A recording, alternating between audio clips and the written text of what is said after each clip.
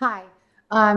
Today I'm going to continue with the rigid weft row, but I'm going to be doing the same thing as I demonstrated yesterday and in previous videos. So I'm not really going to talk and explain about the techniques. Um, what I am going to do is talk about the cultural use of these robes and some of my research. So welcome. I hope you enjoy my stories. Thank you. So I'm going to pick up where I left off a few minutes ago. And I know that it's this back one, the upper back one, because I see that there's 4 that it needs to travel to get to the rigid weft. So I'm going to do that. I have many stories about chiefs wearing 2 robes. So one of my favorite stories was taken down by John Reed Swanton in 1900 from the Skidegats. So he's published it in a book called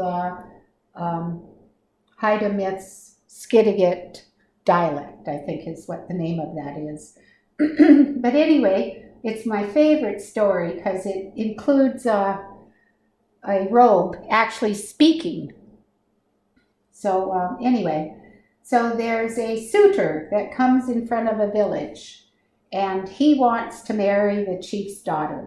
So we know he's a northern person who comes from a different culture because he arrives in front of the village in a skin canoe. So we know he must be from up in Athabascan or Aleut, even further north than the Clinkets.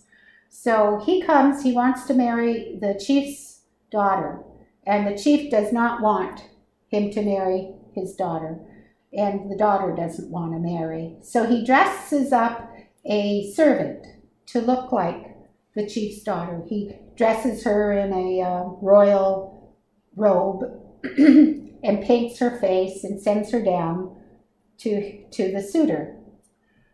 And the suitor says no, he will accept nobody but the chief's daughter. So eventually he convinces them to allow him to be accepted. And the way he does that is that he offers them a magical hat, and it happens to be his father's hat. His father is the monarch of the sea, the ruler of weather and waves, and he has a magic hat that that spins. So it spins with foam, and it has a few seabirds, and it's quite the hat. So the chief agrees to have his daughter marry this man. Well, after a while, he and the clan and his family are very distraught about losing that bride, that woman, the daughter. So he sends his favorite servant out to go off into the world and find the bride, the reluctant bride. And so he goes off in a canoe, and he also takes the mother. So he and the mother go off to find the bride.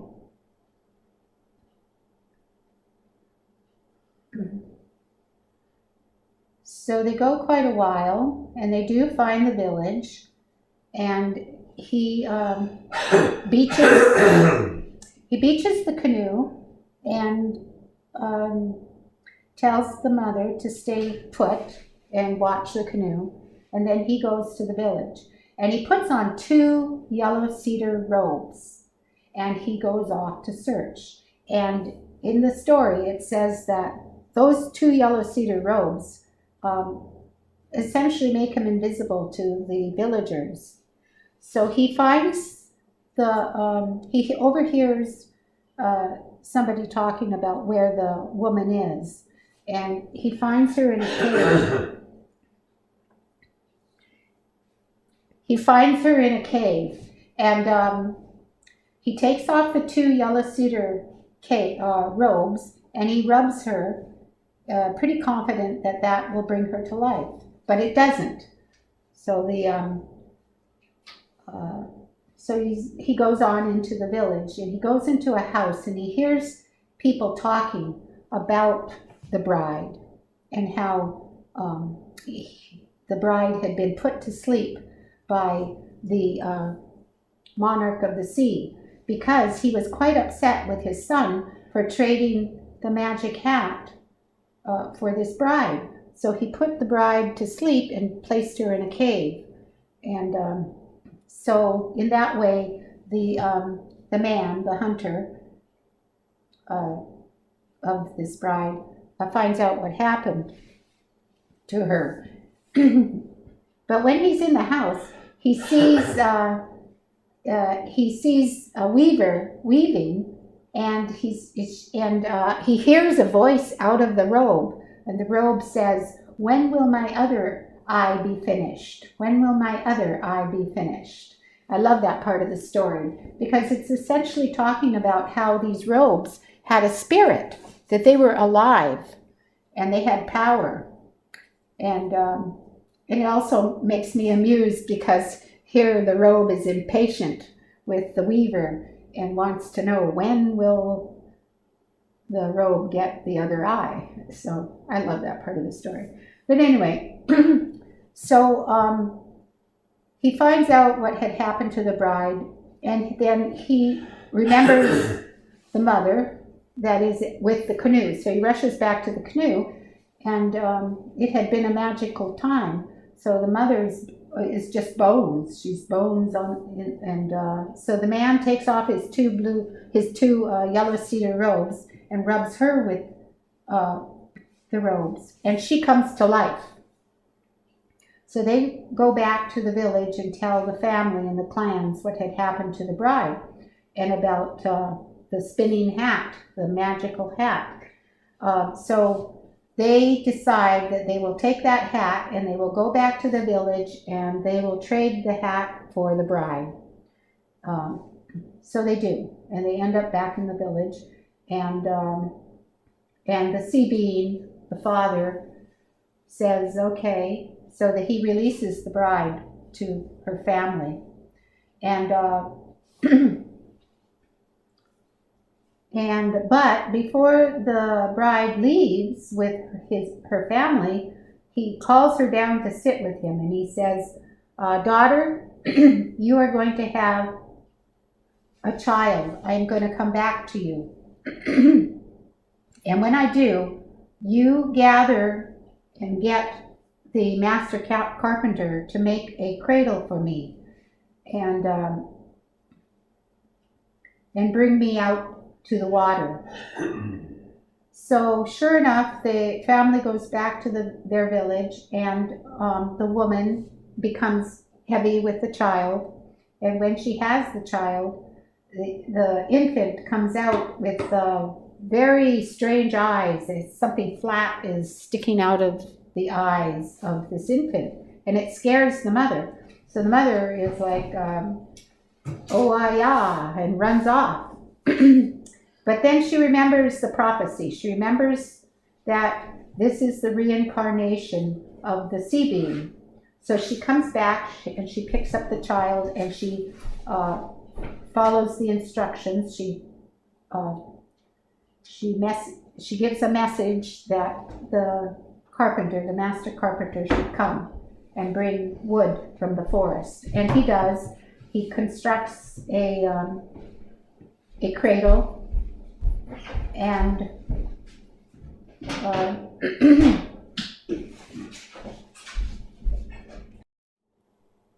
so anyway,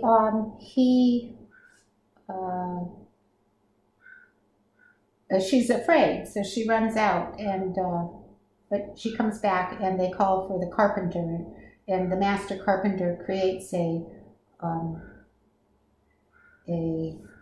cradle. And so they wrap the infant in 2 sky robes. And then they go to the middle of Hecate Strait, and they bring the infant in the cradle, wrapped in the 2 sky robes, and place him in the center of Hecate Strait, halfway between the mainland and Haida Gwaii. So,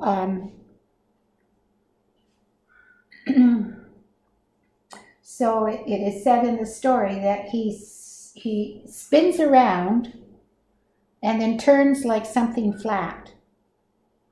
So, so that's one of the first stories I read that that helped me to understand that in the past they did use two robes.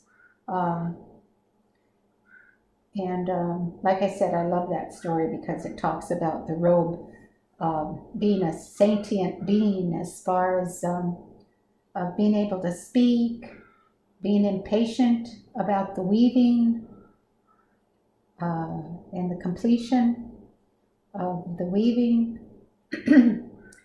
So Swanton collected stories also from Masset, and he published Masset dialect also. So when he came up here, I believe Henry Edenshaw and Mary Ridley, a few other people of high standing, helped him bring him around to different storytellers up north. So there's northern stories too. And so tomorrow might tell another story that I'll share that has the characters and the people wearing 2 robes.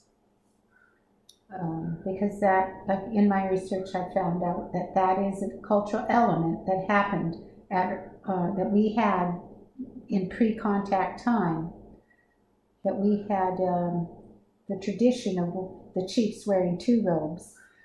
And actually in my research, when I was researching the diaries and journals of the explorers, they also talked about meeting a Chief Gunea here up in Custa. It was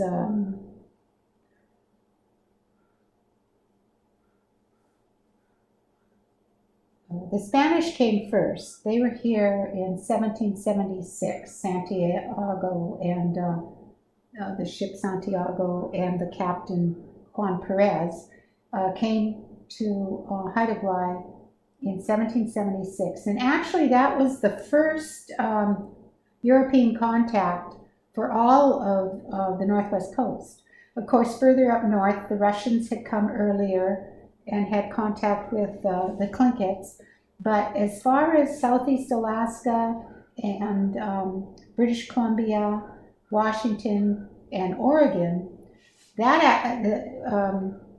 Perez coming and touching down in Haida Gwaii was the very first time a European had come to the Northwest Coast. And he had 2 Franciscan friars aboard, and they were responsible for documenting and creating a journal, a diary for what was happening in the expedition. And they were very their diaries are very valuable information for how our culture was right there at contact time. So I'll talk a little bit more about that history later also. So thank you very much for your attention, and hopefully you learned something, and that you enjoyed the rigid weft. Thank you.